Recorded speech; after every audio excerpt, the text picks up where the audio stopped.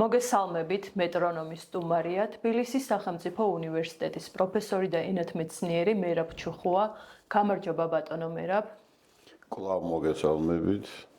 მადლობა მობრძანებისთვის. დღესაც არანაკლებ მნიშვნელოვან თემას განვიხილავთ. საქართველოს ის იშვიათი ქვეყანაა, სადაც ერთ სივრცეში თანაარსებობს რამდენიმე უძველესი ენა. ისინი არა მხოლოდ კომუნიკაციის საშუალება, არამედ მეხსიერების, ისტორიის და იდენტობის მატარებელია. მათ საუკუნეების განმავლობაში შეინარჩუნეს სტრუქტურა, ლექსიკა და დამოუკიდებელი ხასიათი. დღეს კიდგან ერთდროულად ორი რეალობის წინაშე, ერთის მხრივ არის უნიკალური კულტურული მემკვიდრეობა და მეორეს მხრივ გაქრობის რეალური საფრთხე. მათ ხშირად დიალექტად მოიხსენიებენ, პირველ რიგში რომ განმარტოთ ნამდვილად არის თუ არა ასე და ასევე ისტორიულად საიდან იღებენ სათავეს. დიდი მადლობა კიდევ ერთხელ მოწვევისთვის, მივესალმები თქვენს მაყურებელს, რომელიც პროფესიულად უდგება ამ საკითხს და როგორც ეთყობა ინტერესიც გაცხოველდა. მე არ ერთხელ მქონია საუბარი საქართველოს ლინგვისტურ შესაძლებლობებზე და მის ენათმეცნიერულ პროფილზე. უმდიდრესია არა მხოლოდ ქართველური ენები, არამედ აქ გავრცელებულია ასევე ავტოქთონური წარმომავლობის ენები, მათ შორის აფხაზური, იგივე აფსუური და წოვათუშური, იგივე ბაცბური, რომლებიც მხოლოდ საქართველოში არიან გავრცელებული და გავრცელებული იმ თავითვე. ანუ საქართველოს უნდა განვიხილოთ ადგილი, სადაც არაერთი ენა ქართველურთან ერთად იყო და საბედნიეროდ არის გავრცელებული. რაც შეეხება ქართველური ენების წარმომავლობას, მათ სინონიმად ხმარობთ ხოლმე ენაკილოებსაც. ეს არ არის დამამცირებელი.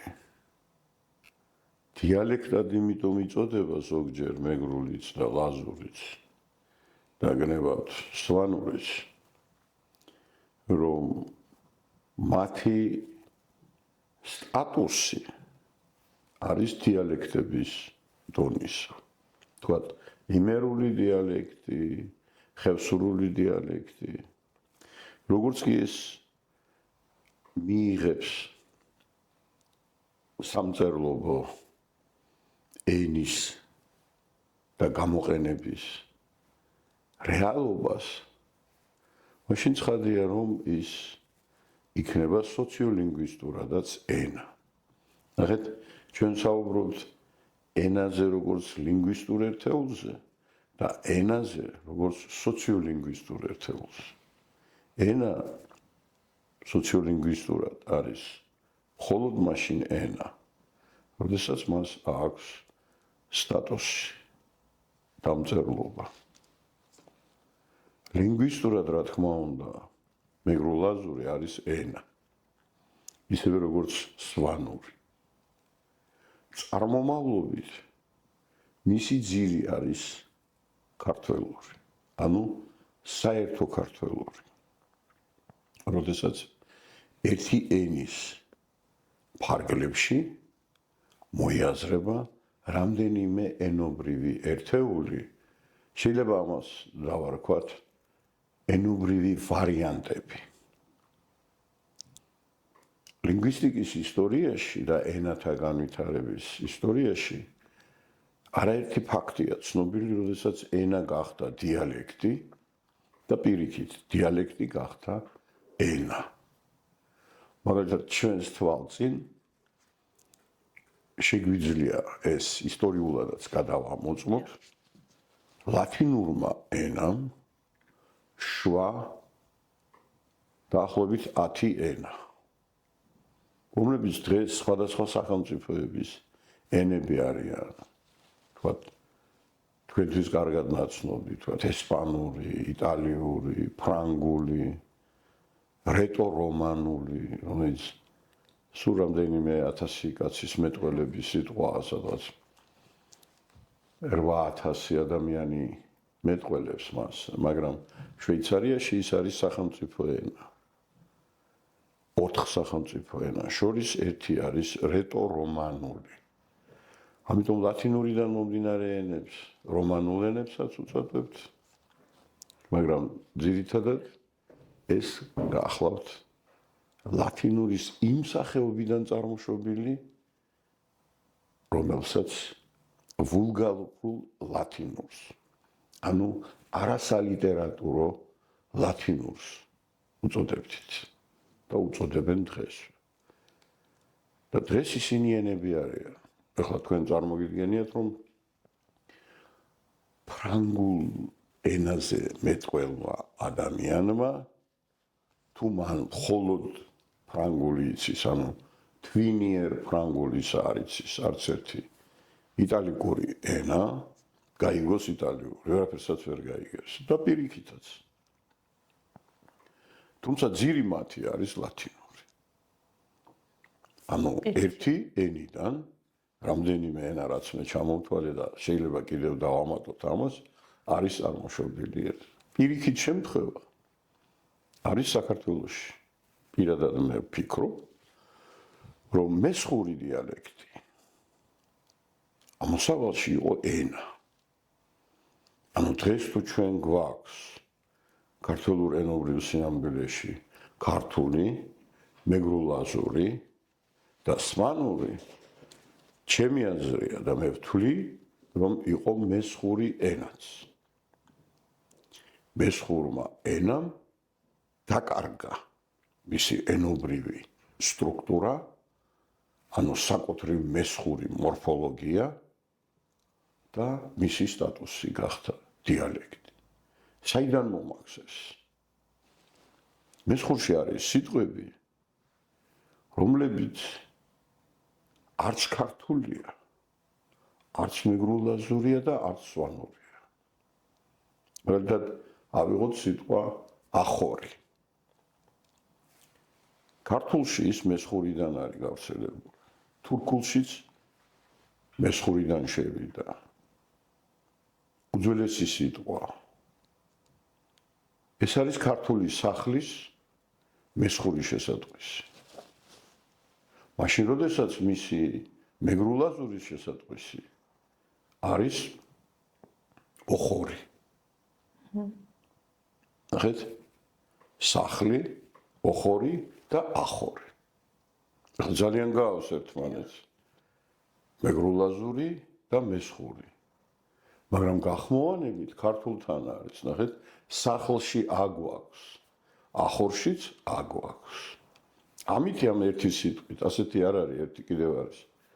ჩვენ შეგვიძლია დავახასიათოთ მესხური, რომელიც ხმოვნით ნაწილში ემთხვევა ქართულს, მაგრამ როგორც მეგრულ-ლაზურში ლ გადასულია რ-ში და ეს ხშირად ხდება, ასევე ახოლ იყო მოსალოდნელი მესხურში და მის ნაცვლად გვაქვს გზანურისებური р. მეორე სიტყვა არის დაკავშირებული ძაღლთან. მაგალითად, მონადირე ძაღლის სახელად ჩვენ გვაქვს წევარი, ხო? მაგრამ არსებობს კიდევ ერთი სიტყვა ზაღარი, ზაღარა. ნახეთ, ძაღლი, ზაღარ, ჯოღორი მეგრულად და სვანური ჟეხო. როგორი სხვაობა, ნახეთ, ისე ა ქართულშიც არის, მესხურშიც არის, მაგრამ ბოლოში ნახეთ, ძაღლი, ზაღარ, ლ რ-შია გადასული. უფრო მეტიც ქართულის თვისება, საკუთრივ ქართულის თვისება, რომ ძველ ქართულში უკვე ზ-შია გადასული.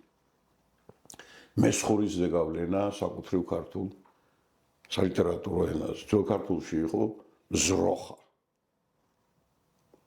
და იძახდა, კი არა, იზახდა, აი შუშანიკის სამეფოში, ყველაზე ძველში. და იზახდა ვითარცა ცოფი. იზახდა. ზროხაი. ზახილი. ეს მესხურის თვისება ძაღლის ნაცვლად ზაღარ, ხედავთ? ანუ გახმოვანება, გაშლილი ფუძე, ეს იმდენად ლ-ში გადასული. ანუ ქართულისებური კიდევ ერთი ენა ქონდა ქართველურ ენობრივ სინამდვილეში, ამიტომაც ქვია მესხეთის დედაქალაქს მასახა. ნახეთ? ქართულში გვაქვს მესხი. მეგრულ ლაზურში გვაქვს მუსხი. სოფლის სახელიც არის. მაგრამ დედაქალაქს ერქვა მასახა. ეს ის მასახა, რომლის მეგრულ ლაზური შესატყვისით ბიბლიაში გვაქვს მეშეხი. ანუ მოშოხ უნდა ყოფილიყო მეგრულ ლაზურში და აი ეს ყველაფერი არის იმის მეტყველი, რომ ჩვენ გქონდა 4-ეული მინიმუმ ენობრივი, რომელიც შემდგომ გახდა 3-ეული და ეს 3-ეული შეიძლება წარიშალოს ღმერთმა უქნას, თუ ჩვენ დავკარგავთ მეგრულ ლაზურს და არის თუ არა ამის საფრთხე დღეს? საფრთხე სერიოზულია. საქართველოს დღევანდელმა ხელისუფლებამ, ძალაუფლებაში მყოფმა დე-ფაქტო ხელისუფლებამ დაცალა საქართველო ქართული მოსახლეობისაგან. ჩვენ გვაქვს კატასტროფული გადინება მოსახლეობისა სოფლიდან. შიდა მიგრაცია აღწევს კატასტროფულ მაჩვენებელს. ჩვენ დღეს არამხოლოდ ხევსურეთი დავკარგეთ, თუშ-ფშავ და ასე შემდეგ ნაწილი, არამედ საერთოდ სოფელს კარგავთ. თქვენ შეგიძლიათ გაიაროთ თბილისში და ნახავთ მთელი საქართველო ცხოვრობს თბილისში. ჩვენ ყველანი გავხდით თბილისელები. ცუდი გაგებით თბილისელები, გეოგრაფიული თბილისელები, რომლებიც გარბიან სოფლებიდან, ასევე ადმინისტრაციული ცენტრებიდან და ყველა მოდის თბილისში. კანალიზაციაშიც იცხოვრებენ. აი ტუალეტის მაგვარნეებშიც კი ოღონდ სოფელში არ იყვნენ. რატომ? ეს არ არის მათი სურვილი. ლუკმა პურის საშოვნელად არის ყველა გადასული და თქვენ წარმოგიდგენიათ, ქართულ სოფელს გაუჭირდა და ამ დროს რა დღეში იქნება სვანური სოფელი, მეგრული სოფელი. დაცარიელებულია. მე გეტყვით სტატისტიკას. 1914 წელს იოსებ ყიფშიძემ, გამორჩეულმა ქართველმა, შეისწავლა მეგრული. ასე დაარქვა მან მის მონოგრაფიას გრამატიკა мингрельского иверского языка с хрестоматией и со словарем. Ანუ მეგრული ენის გრამატიკა ქრესტომათიითა და ლექსიკონით. ის იძლევა მოსახლეობის აღწერას. მისი მონაცემებით მეგრულის გავრცელების არეალი არის 300,000-ზე მეტი ადამიანი. ნახეთ, 1914 წელზეა საუბარი. დღეს ჩვენ გვაქვს 2025 წელი. მაშინაც 300,000, დღესაც 300,000. აი ივანიშვილის საქართველო როგორია. ეხლა ხარისხობრივად დავაკვირდეთ. მაშინდელი სამეგრელო თავისი 300,000 მოსახლით ეს არის ბავშვების ჟივილ-ხივილით გადაჭედილი სოფელი და ცენტრები. გაითვალისწინეთ, აქ არ შემოდის სამურზაყანო და აფხაზეთი, სადაც მეგრულ ენოვანი მოსახლეობა რამდენიმე 1000 აჭარბებდა. ეს იყო ძლიერი სოფელი. თავისი მეურნეობით, მიწასთან და მეგრელთა ტრადიციულ საქმიანობასთან დაკავშირებული მძლავრი საოჯახო ბიუჯეტით. იმიტომ ყველაფერი არის ნატურალური. ეს არის უაღრესად გამორჩეული სამყარო. დიდი სამყარო. ანუ მეგრელებმა შექმნეს არა მხოლოდ მეგრული, არამედ მათ ყოფაში მიწათ მოქმედება, ეს არის უაღრესად განვითარებული. დაწყებული ხორბლით, სიმინდით, ბრინჯით, უიშვიათესი, ღომით და ასე შემდეგ. ეს უაღრესად განვითარებული მეურნეობა გახლავთ, თავისი მედიცინით, მეცხოველეობით. დიახ. ეხლა მე თქვენ ჩამოგითვლით სახეობებს, რაც აი ამ მოსახლეობამ შექმნა და დღემდე ცოცხალია, მადლობა ღმერთს. ძროხა მეგრული, ცხენი მეგრული, თხა მეგრული, ცხვარი მეგრული, ქათამი მეგრული, იხვი მეგრული, ბატი მეგრული, რა ვიცი კიდე ბევრი რამე არა. გამომჩა ალბათ კიდევ რამე. ყურძნის ძიში. როგორ ფიქრობთ, რამდენი იქნებოდა სამეგრელოში? დღეს ერთი არის ცნობილი ყველაზე უჯრედში და სხვაებიც 250-ზე მეტი. არ არსებობს. ხო, ღორის სახეობა მეგრული. ეს არის სოფლიოს მასშტაბით გარღვევა.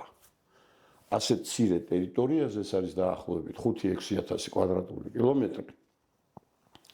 ასეთი მრავალფეროვნება არის წარმოუდგენელი.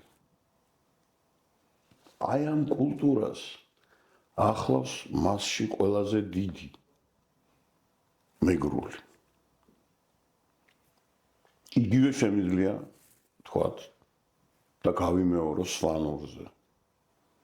თქვენ წარმოიდგინეთ სვანური მეტყველება, სვანური ცხოვრების წესი, სვანური სიმღერები, ყველაზე არქაული პოლიფონია კაცობრიობის ისტორიაში. სვანური. მე არ ვამბობ მეგრულ პოლიფონიაზე. სამეგრელოში ჩვენ დავკარგეთ ცეკვები. რომელიც მეგრული ცეკვა არ არის ცნობილი დღეს. რას ამბობთ? ეს რასაც დღეს ცეკვავენ, ნახევარზე მეტი არის მეგრული. გესმით? მაგრამ ჩვენ ეს დავკარგეთ. მე არ ვამბობ ყველაფერი დაიკარგა. მაგალითად, ეხლა სუხიშვილები ცეკვავენ ოტობაიას, არის ასეთი ცეკვა. მე პატარა ბიჭი ვიყავი, მე არა ვარ ოტობაიიდან, მაგრამ ვარ ზუგდიდიდან და მეზობლები მყავდა და მყავს დღესაც ოტობაიიდან. მე იქ პატარა ბიჭს, აი ის მოძრაობები ნანახი მაქვს, როგორ ცეკვავდნენ. მაგალითად, აფხაზეთის ომს შეეწირა ბევრი რამე მოგახსენებათ ამ ანტიქართულ ომს და ანტიაფხაზურსაც, რაც პროვოცირებული იყო კრემლიდან შევარდნაძის მიერ. ჩემი მეზობლის ძმა იყო გემი ბაგათელია, რომლის ელემენტები, როცა დათვრებოდა, ცეკვავდა, მე მახსოვს. უცნაური საცეკვაო, როგორ ვთქვა, ილეთი ალბათ, ხო? და მადლობა ამ ხალხს, რომ ამათ რაღაცის რეკონსტრუქცია მოახდინეს. არ ვიცი, რამდენად ავთენტურია, ახლა მე ამაში სპეციალისტი არა ვარ და არ ვერკვევი. მაგრამ ეს არის ზუსტად ის, რაც ერთი სახეობა იმისა, რაც ჩვენ დავკარგეთ. ეხანდელი მეგრული ცეკვები შემორჩენილი არის სიმღერის დანამატად. აი მაგალითად, ჯამსულო გინახავთ თქვენ. რომელიც ამასთან ერთად ასევე ცერკვა და ეს მეგრული საით აია და ის შემდგომ საბრძოლო დოუ. გესმით? მაგრამ ეს არის ფრაგმენტები. ეს არის ფრაგმენტი იმ უდიდესი კულტურული მემკვიდრეობისა, რაც მეგრულის გარეშე არ არსებობს, მეგობრებო. ეხლა ჩვენ რო ავიღოთ სამზარეულო, ხო? ეს ხომ ქართული ოჯახური ყოფის მწვერვალია. ბევრ მეგრულ კერძს აქვს ქართული სახელი. მაგრამ ის იმ სახელით ქართულში რომ გადმოხვიდეთ, არაფრის მეტყველია. მოგეთ თქვენ ყველა მიცით რა არის საწებელი, ხო? დიახ. რა არის აბა მითხარით? პომიდორის წვენი. რაღაცის წვენი, ხო? კერძია? არა. არა. და მეგრულში იცით საწბელი რა არის? არიცით. საწბელი არის ერთი საოცარი კერძი, არაფრით არ ჩამოუვარდება არც ჩახოხბილს, არც მეგრულ ხარჩოს და არც საცივს. განახეთ ეს რა ძველია. აფხაზურშია გადასული. აფხაზურად მას ქვია ასაძბალ. ნახეთ, საწბელი, საწბელი, ასაძბალ, ასაძბალ. კერძია. ანუ ეს რას ნიშნავს, რომ ეს იყო ქართული სახელმწიფოს შემადგენელი ნაწილი, რომელიც ქართულ სიტყვებს იყვანდა სახეობებში. ანუ აქცევდა, აი საცივიც ხო არ არის მეგრული, არა? დიახ. ეხლა მეგრელს რო ეუბნებიან საცივი მოადუღეო, ეცინება, მაგრამ გურიაში ადუღებენ. იმიტომ რომ ის არ არის საცივი. რასაც გურიაში საცივი ქვია. იმას სამეგრელოში ბაჟე ქვია. დიახ. მაგრამ გურიაში რასაც ბაჟე ქვია, ის სამეგრელოში საცივია.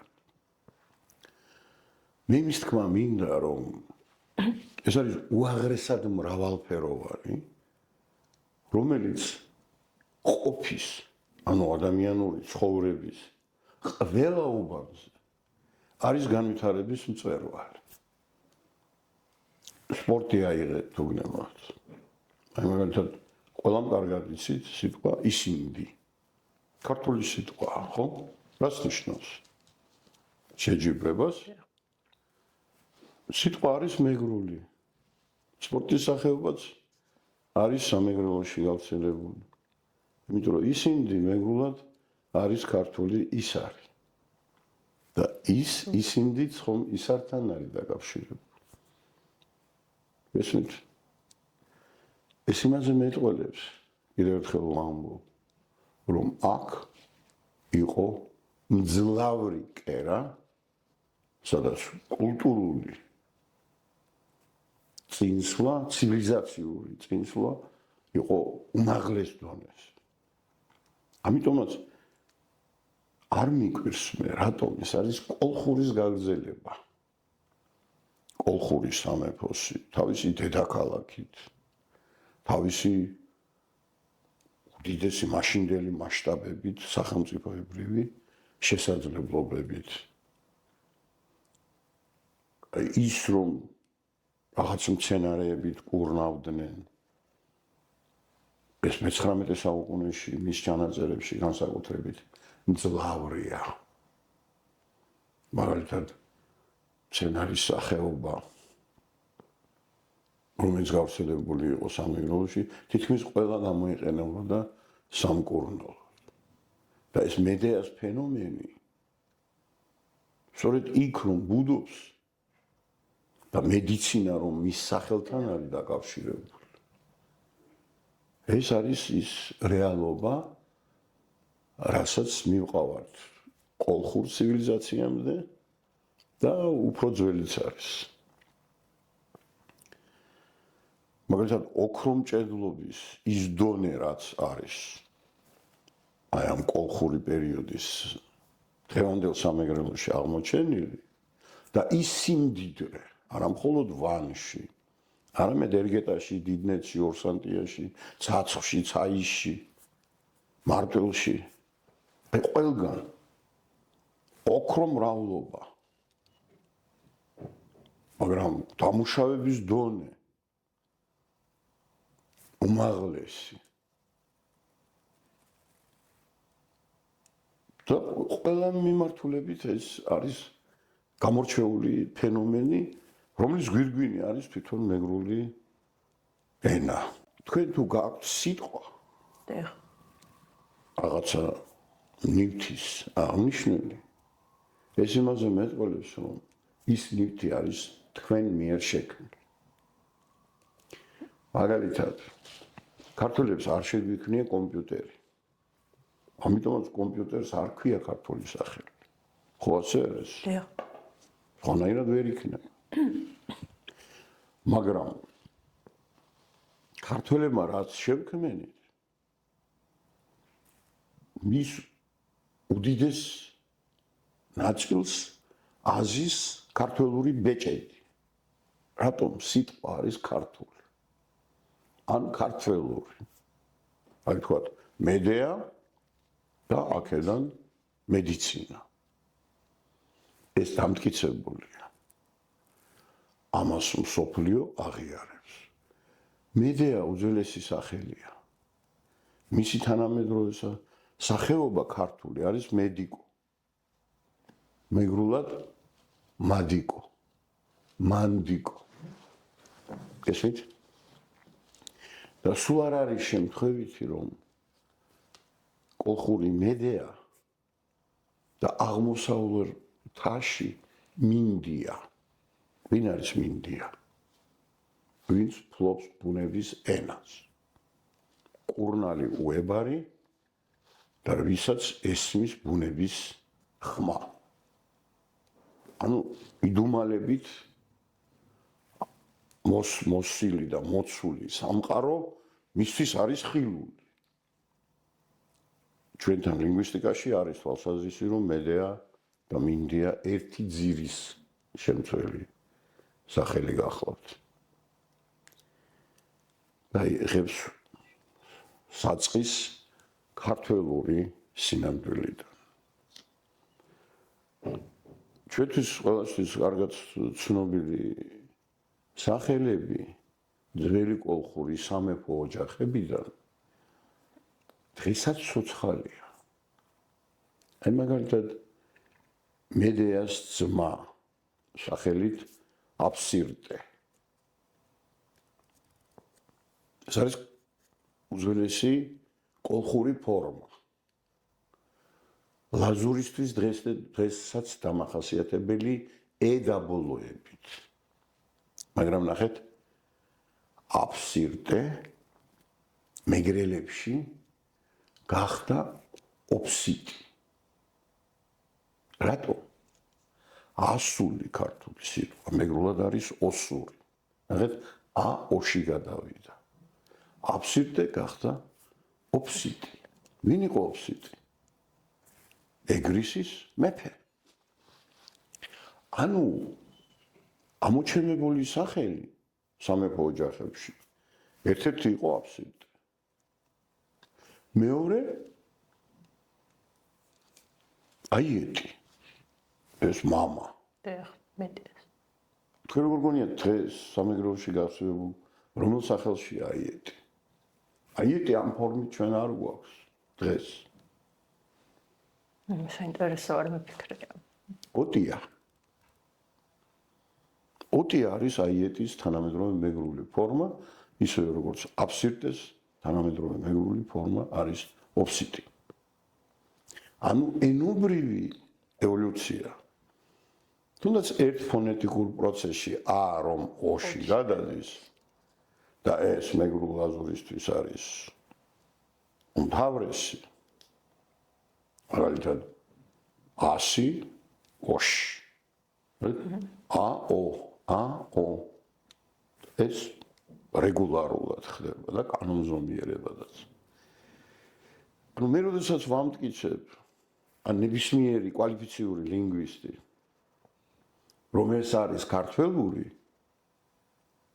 იმიტომაც არის ქართველური, რომ მას შესატყვისები გააჩნია ქართველურ სინამდვილეში. აფსირტე არ შეიძლება იყოს არაქართული.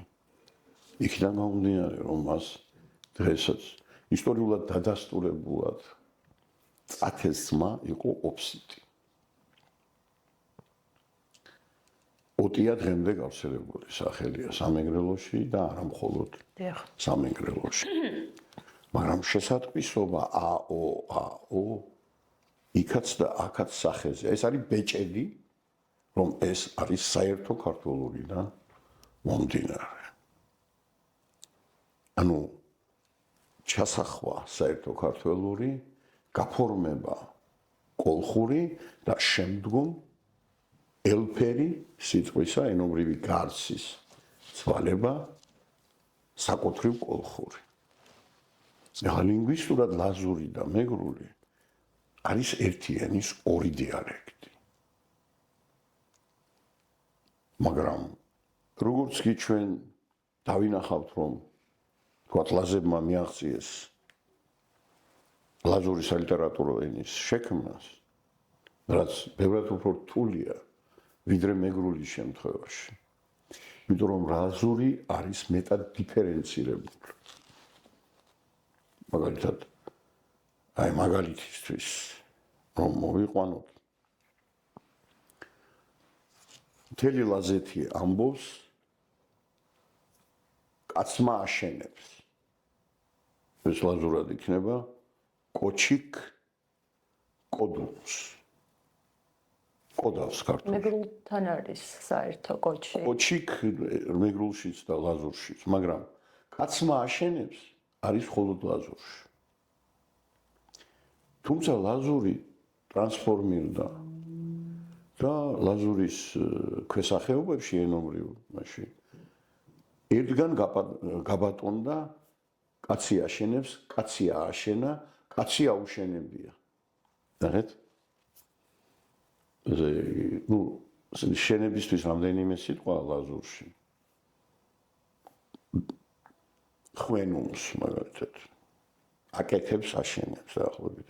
ქმნის და ესეთი. აი, კოჩიკ ხვენუმს, კოჩიკ ხვენუ, კოჩიკ ხვენუდორენ. ესეთ ყველგან არის ეს ქ ქართული მოთხრობითი ბრუნის ფუნქციური შესატყვისი. მაგრამ მაგალითად ფირტინას ხეობაში ეს გახლავთ კაცი აშენებს, კაცი ააშენა, კაცი აუშენებია.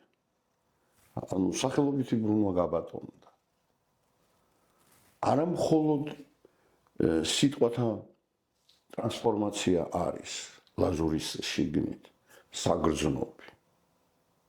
არამედ აი კონსტრუქციებიც კი. მაგალითად ერთი ლაზი ამბობს მე დავწერ. მეგრულად მადობჭარუნ, ხო? ერთი ლაზი ამბობს ერთ ლაზურ ნაწილში მა ჩარამინონ. მე დავწერ ლაზურად უდრის იწარმოება მე დავწერო მინდა. მაგრამ მეორე ლაზი ამბობს მაბჭარარე. რაც ნიშნავს მე დავწერო რომ. ამის უნიფიცირება ძალიან ძნელია, რთულია. თუმცა ჩემთვის კლასიკური ლაზური მაინც არის არქაბული და ვიწური მეტყველება. მაგრამ აქ არის უზარმაზარი ხოფური მეტყველება, რომელიც პრაქტიკულად ძალიან უცნაურად განსხვავდება სხვა დანარჩენი ლაზურისგან. რა ნაბიჯები უნდა გადაიდგას თუნდაც მეგრული ან სვანური ენის მიმართულებით, რომ ის საფრთხეები, რაც ამ დღეს არსებობს ამ ენების წინაშე, თავიდან ავიცილოთ. არის თუ არა ერთ-ერთი გამოსავალი ის, რომ სკოლებში ისწავლებოდეს, მაგრამ ამას თავისი ფორმა სჭირდება და როგორ უნდა მოხდეს ის, რომ დღეს დღევანდელ განათლების სისტემაში დაინერგოს მეგრული და სვანური ენები. ყველა ენის გაქრობის საფუძველი არის სირცხვილი. აი მაგალითად თიკოს თუ ცხენია მის მშობლიურ მეგრულზე საუბარი, თიკოს მეგრული ენა მოკვდება. მაგრამ თიკო თუ გადალახავს ამას და ავტობუსში ბაზრობებზე თანამედროვე მithქვათ შოპინგებზე სადაც კუდაბზე გახალხია, ყავარზე რო აქვს გადებული კუდები. აი ისინი თუ ამას უარს არ იტყვიან და არ შერცხებათ სვანურად, მეგრულად და ლაზურად საუბარი, ხო? მაშინ ის არ მოკვდება არასდროს. მაგრამ ჩვენთან ტელევიზიებში მთელი კასკადია ჩართული იმისთვის, რომ ადამიანს შერცხვეს, რომ ის არის სვანი. აი ეს სკეჩები, რომელიც თქვა სვანებზეა, ხო? იუმორისტული და ზოგჯერ დამამცირებელიც. არა, შხამიანია ზოგჯერ. იმდენად შხამიანია, რომ აი რა ვიცი, შეიძლება აი თავზე ასე ხელი შემოიდოს ადამიანმა და თქვას, ღმერთო ჩემო, ეს რა არის?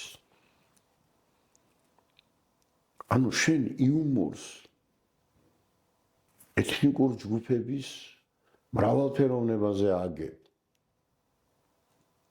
ეს არის პირდაპირ ის, რასაც კრემლი უკეთებდა საქართველოს. ეს არ ეხება მხოლოდ სვანურ ენოვას, მაგალითად იმერლები აფერისტებად დიდი ხანია მონათლის. მეგრელებიც მათ შორის. არა, მეგრელებს ეშმაკებს ეძახიან, უფრო. მაგრამ იმერული აფერისტობა არ არის ეს აფერისტობა. ეს არის იმერული ზრდილობა. შენ რო გეუბნება მოიტეხე კისერიო, კისერი მოიტეხეს კი არ გეუბნება. არამედ გეხვეწება, რომ აი ეს ნაწილი ამა თუ იმისა და გაძალებს ამას. იმ რატომ? ეს არის მისი ყოფის, მისი ზნეობის და სტუმართ მასპინძლობის ნაწილი, რომელსაც ის ემსახურება. იმერულად არ გეპატიჟები. რა, იმერულად სულად ეპატიჟებია? რატომ ვამკვიდრებთ ამას? რატომ გვინდა, რომ იმან არ ამოისუნთქოს და ლაღად, თავისუფლად არ იგრძნოს ჩვენ საზოგადოებაში თავისი თავი? რატომ აკეთებენ იმაზე აქცენტს, რომ სვანი არის ბრიყვი? ყვილია ეს. შეურაცხყოფელია ეს. ან მართლა ბრიყვი. მე ასეთი შემიძლია გაგახსენოთ, რომ თითქოს და მეგრელი რაინდი. აი ამ სიბრიყვეზე ააგეს რაღაცა, ვითომ იუმორს რო აკეთებენ. ის ჟარგონით ვიტყვი, გარტყმაში არ არის, რომ რაინდობა მეგრელის ცხოვრების თანმდევი წესია. დღემდე მეგრელი რო დასვა სოფელში გაზრდილი მეგრელი ლორდთა პალატაში რაინდობით და ცდილობით თავს ვერ შეირცხეს უბრალოდ. და რატომ? ის იზრდება რაინდად. და აი ამ ბრიყვებმა ეს სასაცილოდ და დაცინვის საგნად აქციეს. ეს დახვეწილი მეგრელის ქცევა დააკვირდით ჩაცმულობას. მისიონერების მიერ ჩახატულს. რეალურად დახატულს. როგორი იყო, როგორ ეცვა. დააკვირდით არქანჯელო ლამბერტის აღწერას, როგორ გადის მეგრელი საბრძოლოდ. საუკეთესო რაც კი აქვს ოჯახში, ოქრო, ვერცხლი, ყველაფერი გააქვს ბრძოლის ველზე. ეს როგორ? ისე რომ არ დაუშვა იმან, რომ წააგებს და ამას ყველაფერს წაართმევენ. ეს აღწერილია. საუკეთესო ტანსაცმლით. ყველაფერი საუკეთესო. მათ შორის დავარცხნილი, განბანილი, რატო? მხოლოდ გამარჯვებას ესწრაფის ის. მისთვის წარმოუდგენელია წაგება. გამარჯვების ჟინით და სურვილით და მთელი თავისი სარჩო საბადებლით გადის. ხალიჩა ყველაფერი გააქვს, გაოგნებულია. არქანჯელო ლამბერტი როგორ შეიძლება ბრძოლის ველზე ადამიანი გავიდეს ყველაფრით. და ამას რომელიც დღემდეა შენარჩუნებული, ხო? ჩვენვე ვამცირებთ. რატო გვინდა რომ ჩავაშხამოთ მას? რომ ის მეგრელია, რომ ის სვანია, რომ ის იმერელია. ეს ხო ჩვენ თვითონ შევქმნით. ახელი გაგრია, ქართლელი ტეტია, იმერელი აფერისტი, ენა არ მიბრუნდება, მაგრამ ასეთია ეს ყველაფერი, რისი ტირაჟირებაც ხდება. ვითომ როყიო, უზნეო რა, რაღაცა ყველაფერი ამის ის. ეს არ შეიძლება. ამაზე სარკაზმი და დაცინვა არის მით უფრო მისი ტირაჟირება ტელევიზიებით. ეს ნიშნავს იმ ადამიანთა შინაგანი სამყაროს დიდ და ეს ბოჭავს იმას, რომ მე რამდენი ვიცი ადამიანი, რომ ვერ გაუმხელია, რომ თქვა ის მეგრულად მეტყველებს ან რაღაც მაგდაგვარი.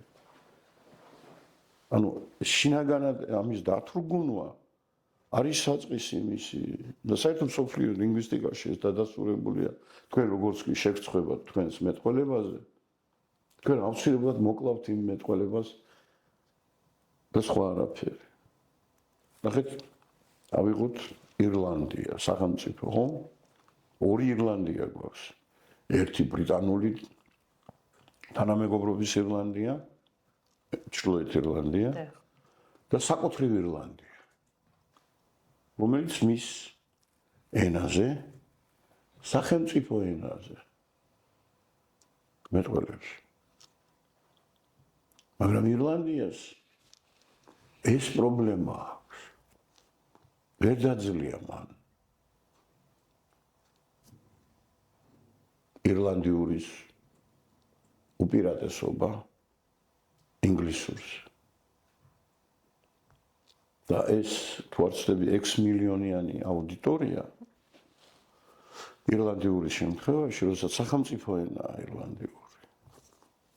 ვერ გაუმკლავდა იმას, რომ სახელმწიფო ენა განავითაროს, შეინარჩუნოს და ასე შემდეგ.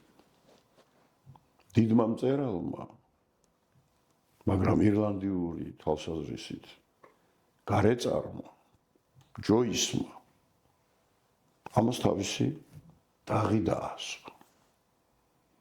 როცა დასცინა ირლანდიურ ეროვნულ იდეას და საკუთრივ ირლანდიურ ენას და თავად ირლანდიელი არ წერდა ირლანდიურად. თქვენ წარმოგიდგენიათ დანტე ალიგიერს რომ არ დაეწერა იტალიურად. რუსთაველს რომ არ დაეწერა ქართულად. რა გვექნებოდა ჩვენ დღეს? ქართული იქნებოდა სპარსული. ხოლო დანტეს სამშობლო კაცსიშვილმა არის ის რა ენაზე ილაპარაკებდა. დიდ მწერალს შეუძლია გახდეს მიბაძვის საგანი. ჯოისის არც ერთ იუბილეს ირლანდიაში არ აღნიშნავ. რატო? იმიტომ რომ მან საკუთარ ირლანდიურ რეალობას ლახვარი ჩასვა. ამიგეთ? ის რა თქმა უნდა გენიოსია. უდიდესი მწერალია. მაგრამ მე არ მინდა რუსთაველის სპარსულად. როგორც გინდათ ისე გაიგეთეს. რუსთაველი სპარსულად სპარსელებზე უკეთესად ვერასდროს ვერ დასწერდა, ვერაფერს და ქართულს კი გაანადგურებდა. გითხრათ იმავე პერიოდის პარალელი. ნიზამი განჯევი. რა ენაზე წერს? თვითონ არის ან თურქი ან დაღესტნელი. მე უფრო მგონია რომ დაღესტნელია, ცხადია. იმიტომ რომ აზერბაიჯანი დაღესტნის ტერიტორიაზე მდებარეობს დღეს თავისი თურქული ენით და აზერბაიჯანული კულტურით და ყველა ძალიან მიყვარს აზერბაიჯანელები, აზერბაიჯანული კულტურა, ყველაფერი, მაგრამ საწყისი მისი არის ალბანური, ანუ დაღესტნური. აი ნიზამი განჯელმა დაწერა სპარსულად. დაღუპა ამით. გნებავ დაღესტნელი იყო თუ თურქი არა აქვს მნიშვნელობა. საკუთარი მან დაღუპა. გაანადგურა. სულ თბილა ასწავლიან აზერბაიჯანში იმას, რომ ნიზამი განჯელი არის აზერბაიჯანელი მწერალი. საიდან არის აზერბაიჯანელი მწერალი? როგორც ჯოისი არ არის ირლანდიელი, ისევე ნიზამი განჯელი არ არის აზერბაიჯანელი. და რუსთაველმა ხო ვიცით რომ იცოდა ბერძნულიც, არაბულიც და სპარსულიც. არ დაწერა. და რომ დაეწერა, დაგღუპავდა. დაგვანგრევდა. იმიტომ რომ ეკლესიიდან გამოსული ცოცხალი ქართული ენა რითია რუსთველი გენიოსი. არა ჰაგიოგრაფიული წერლობის ენით შექმნა მან. არამედ იმ სახალხო ენით მესხეთში რო გაიზარდა, იმითი შექმნა მემკვიდრეობა, მწვერვალი, სოფლიო, პოეზიური და ფილოსოფიური პოეზიის მწვერვალი. ვეფხისტყაოსანი. რითაც მან გადაფარა ქართული ყოფა. მე გენიოსი იყო, როგორც გოეთეს ფაუსტი. ფაუსტის 100 სახეობა არსებობს. მაგრამ თქვენ რომელი იცით? გოეთეს ფაუსტი. ვეფხისტყაოსანი იყო ჩვენი ცხოვრების წესი. ჩვენ ვიყავით ვეფხისტყაოსნები. ანუ ეს არ იყო მხოლოდ ვეფხისტყავის ტარება. ეს იყო უდიდესი რაინდული ფენომენი. და ეს რუსთაველმა ჩვენი ყოფის და ჩვენი ეპოსის, ვეფხისტყაოსნური ეპოსის მწვერვალი რო შექმნა ორიგინალური, თავად ის ეპოსი მოსპო. ახეთ? და მე ვეფხისტყაოსანი, რომელიც შვა ქართულმა ეპოსმა ვეფხისტყაოსანმა, პოემა ვეფხისტყაოსნიდან იწყებს ისევ ხალხში დაბრუნებას და არსებობს ზღაპრები, თქმულებები და ასე შემდეგ ვეფხისტყაოსნური. ყველგან, მათ შორის სამეგრელოშიც. თქვენ იცით რომ 1927 წელს 750 წელი აღენიშნა ვეფხისტყაოსნისა ავტორისა. არ იცით. მაგრამ თავარი რა არის? თეთრი მარმარილოს ბიუსტი არავინ არ იცის, რომელ ეპოქაში შექმნილი სამეგრელოში არსებული, რომლის ფოტოც გამოქვეყნებულია გაზეთში, მაგრამ გაქრა. ესმით? ეს სკოლებში სწავლებაზეც რომ ვისაუბროთ, ამ მიმართულებით. სკოლებში, იქით მივდივარ მე. თუ ჩვენ ამას არ ვაღიარებთ, ჩვენი სახელმწიფოს კულტურული მემკვიდრეობის ძეგლად, რომელიც კი არ უნდა მოკვდეს და მუზეუმის ნაწილი კი არ უნდა გახდეს, არამედ ის უნდა გახდეს ჩვენი ცხოვრების ყოველდღიურობა. ჩვენი ეკოლოგიის ნაწილი. ეკოლოგია რა არის? სიწმინდე, ავთენტურობა, ორიგინალობა იმისი, რაც ახასიათებს დედაბუნებას, ან დედით რო იშვა იმ ბუნებას.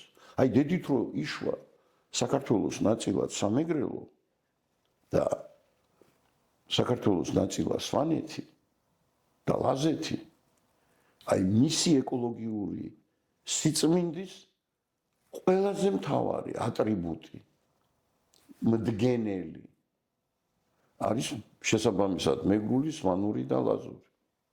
თქვენ თუ ამას მოაშორებთ ამას, მაშინ რა დარჩება იქიდან?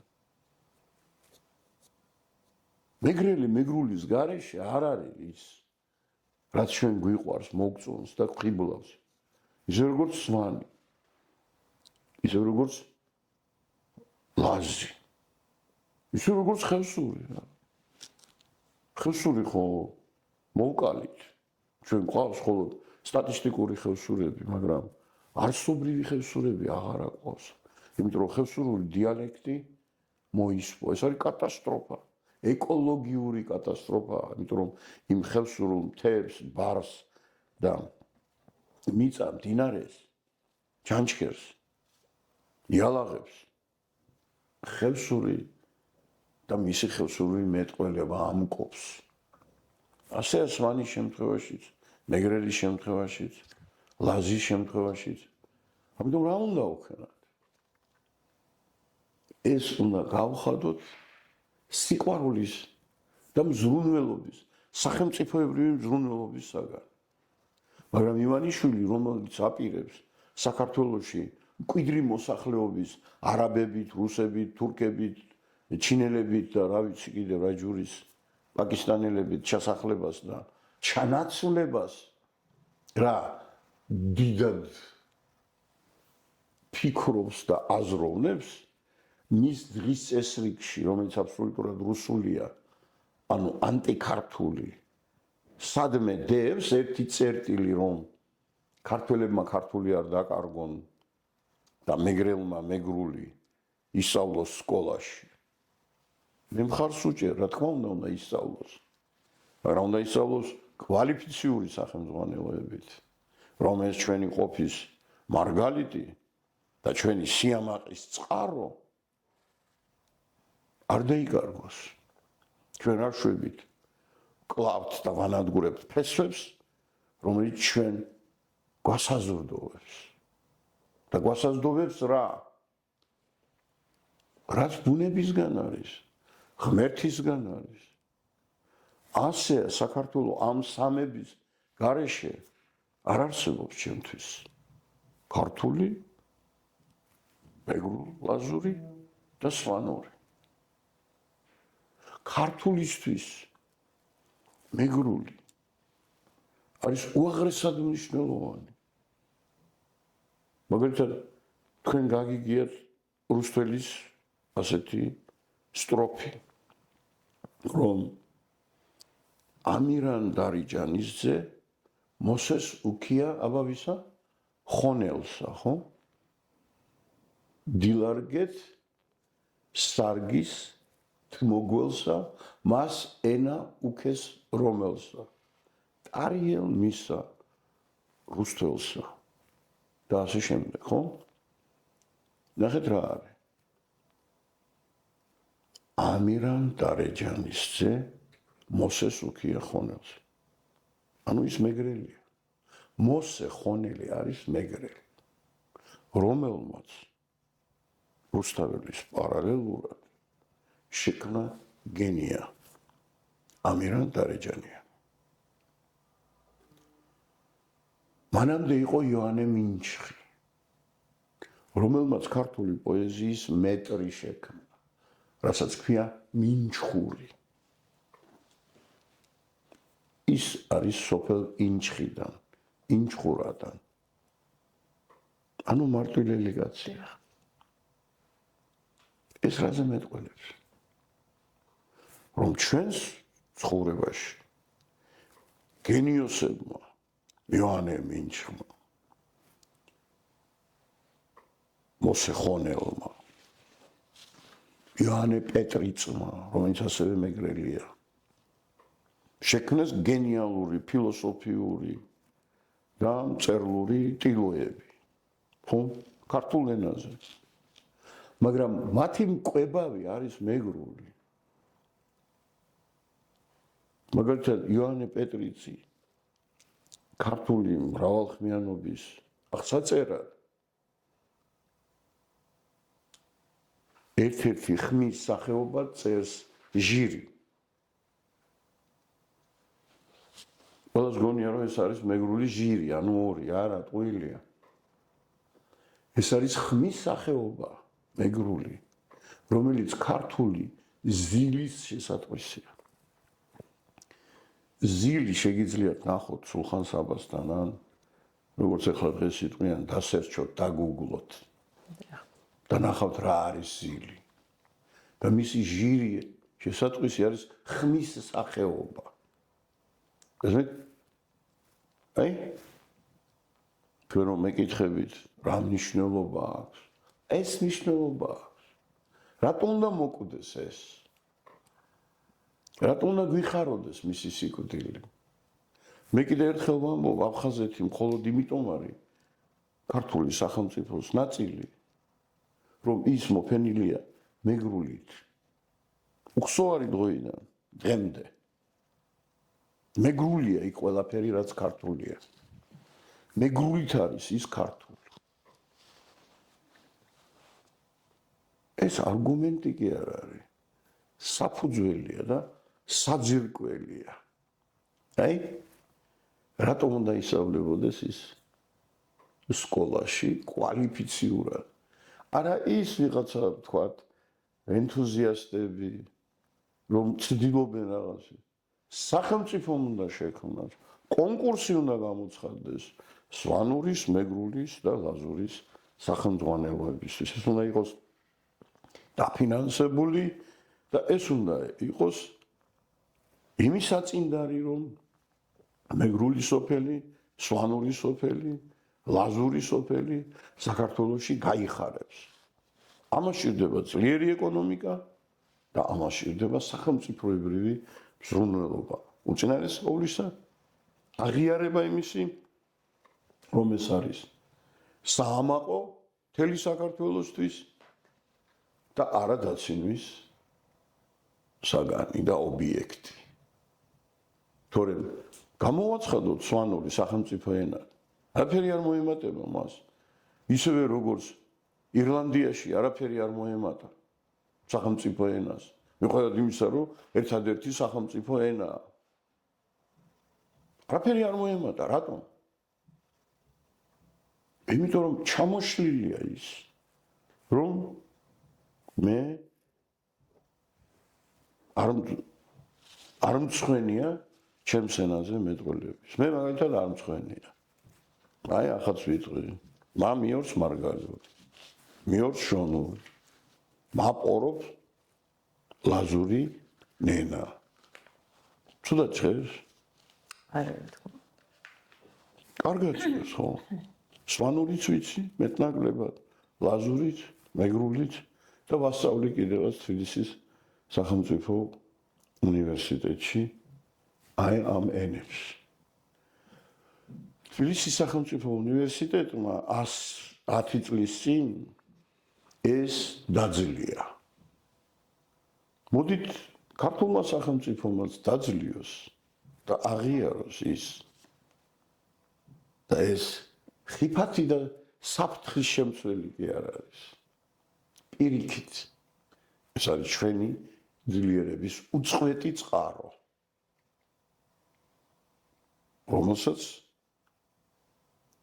ჩვენი ერთობის დიდი ბეჭედი აზის.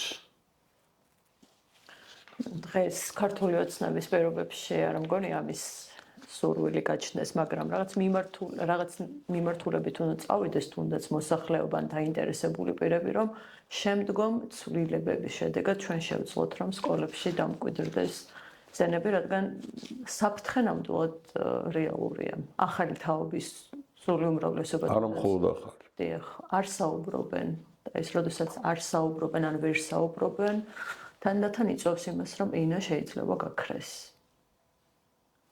ქართული ოცნება უპირებს გაქრობას ქართულ სახელმწიფოს. დიახ.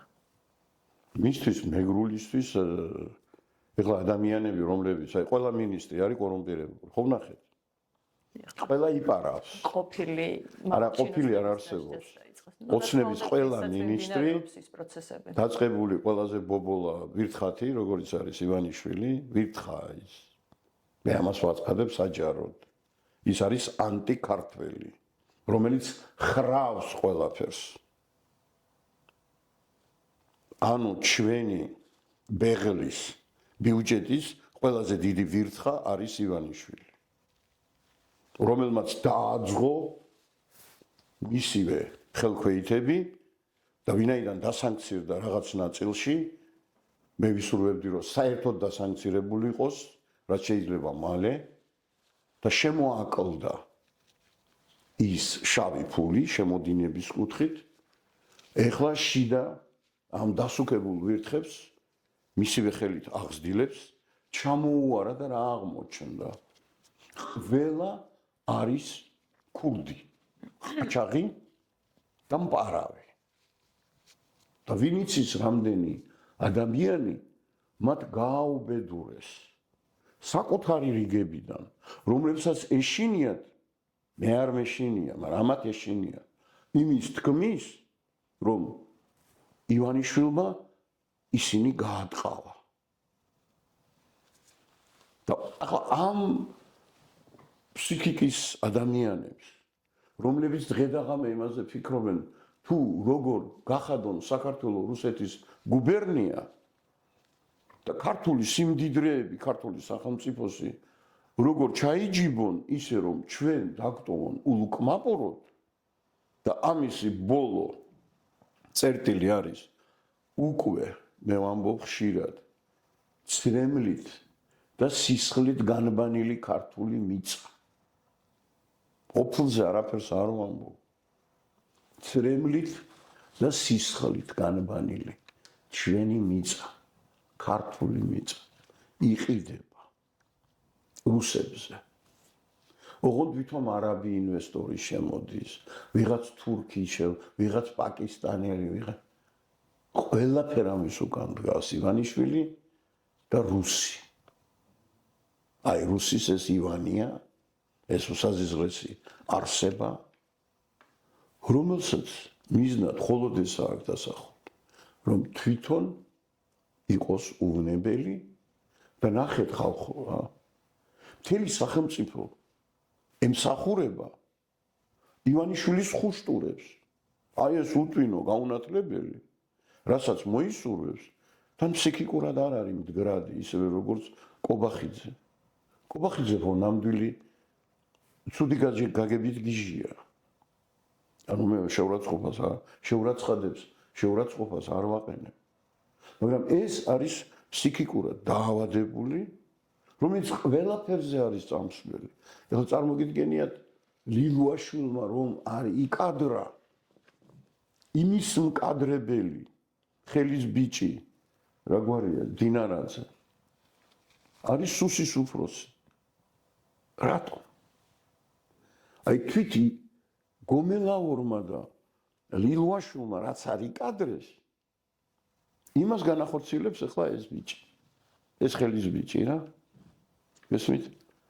სად არის აქ ადგილი ქართული კულტურისთვის, როდესაც ქართული გენეტიკის მომშხამავი და მომწამლელი ივანიშვილი არის მსახურების კერპი. ადამიანი, რომელმაც ჩვენს თვალწინ სოფლიო ცივილიზაციური ოქროს დამუშავების, ოქროს საბადოების დამუშავების წყარო მოსპო, აგვიფეთქა თვალწინ და მართლა მიმიფურთხებია იმ ქართველობისთვის, რომელმაც ეს ვერ გაიაზრა და ამაში ხედავს მშვიდობის საპირწონეს. რა მშვიდობაზე გველაპარაკებიან? აი ესენი მშვიდობა კი არა. მე 14 წელია ომით და ბომბებით ანადგურებენ საქართველოს. რა მნიშვნელობა აქვს ეს ბომბი? არის წყალში გაზავებული თუ სულის ამომხდელი. სული ამოგვართვა მან. პროტესტის მუხტი წაგვართვა. დაგვადედლა და დაგვაჩმორა. კარგად გაიაზრეთ. ეხლა რო ტკბილად ხედავთ, ვითომ და თავს უნებლად გრძნობდით გუშინ, ძვირფასო კოლეგებო და პროფესორებო, სად არის თქვენი უნივერსიტეტები? სად იქნება თქვენი ინსტიტუტები? სად იქნება თქვენი ქართული? როდესაც თქვენ ეგუებით ერთი ფაკულტეტი, ერთი უნივერსიტეტი. ეს რას ნიშნავს, იცით, რომ აი ის ერთი გახდება ოცნების მსახური. აი ის ერთი ფაკულტეტი, ის ერთი საგანი. ეხლა ალბათ მალე სკოლაში ერთი სკოლა, ერთი საგანი იქნება რა. მართლა გეუბნებით. ეს არის ავადმყოფების ტვინი. ავადმყოფი ადამიანები. აი ზომავენ იმას, სანამდე შეიკუმშება ჩვენი ზამბარა ქართული. იკუმშება ახლა ის. მაგრამ როცა აფეთქდება, მაგრამ ვნახოთ რაც იქნება. მეგრულისთვის, მეგრული ჭირივით ეზარება ივანიშვილს. საერთოდ მეგრელებს ვერ იტანს. აი ბიოლოგიურად ვერ იტანს. რატომ? იმიტომ რომ რუსია თვითონ. გესმით? და რუსის პირველი ფსიქიკური გრევის მომასწავებელი ნაბიჯი რა არის? რომ ქართველები ერთმანეთს დააპირისპიროს. შეგვაჭამოს ერთმანეთი. რუსთაველზე ვდგავარ მე წელიწად ნახევარი. ყოველ დღე. ჩემი მეგრულით, ჩემი ქართულით, სვანურით, რომელიც ძალიან მიყვარს და ველოლიავები. თითოეული სვანური სიტყვის აღმოჩენა და გადარჩენა ჩემთვის არის უდიდესი სიამოვნე. აი ამით ვდგავარ მე რუსთაველზე. იცით რატომ? ჩემი სტუდენტებიდან არის. რომელსაც ასევე უყვართ ეს ყველაფერი. უფრო მეტიც მე მათ შევაყვარე კავკასია. და ამას გავაგრძელებ და მივიყვან ბოლომდე. მაგრამ ვაი იმ პროფესორას, რომლის სტუდენტები ციხეში ყრია უსამართლოდ და უსაფუძვლოდ და ვერ უთქვამს ის, რომ თქვენ, გამოუშვით ციხიდან. თბილისის სახელმწიფო უნივერსიტეტის სტუდენტურმა თვითმმართველობამაც კი არა მხოლოდ სენატმა, არა მხოლოდ აკადემიურმა საბჭომ ვერ მიიღო ვერც ერთი ტექსტი, რომ მისი სტუდენტი არ მინდა გვარები ვთქვა, ვინმე რომ გამომჩეს, მე შემწყვეტ. მმართველობა ტრადიციულად ასე იქცეოდა ხოლმე. ხო. მისი სტუდენტი დაიხსნას, ან უთხრას, რომ გამოუშვით, მე ვარ თავმდები, რომ ისინი არა, ხმას არ იღებენ. რატომ? რასამბოლოს მე გრანტები არ ექნებათ. მიმიფურთხებია იმ გრანტები, მე არ მცხენია. ძალიან ემოციური ვარ. რატომ იცით? ყოფნა არ ყოფნის საკითხი დგას. არა მხოლოდ მეგრულისა და სვანურისა და ლაზურისა, არამედ საერთოდ ჩვენი გენეტიკური ერთობისა. ხალხო საქართველოსდან გადის მისი საუკეთესო სექსუალური კუთხით პროდუქტიული მოსახლეობა, რომელსაც შეუძლია შვილი ჩასახოს და გააჩინოს. ასეთი ახალგაზრდობა აღარ დარჩნია. გარბიან საქართველოსდან. ივანიშვილი ყოველთვის ბოლოს სტატისტიკას ითხოვს. ნეტა რამდენი გავიდა, ნეტა რამდენი შემოვიდა.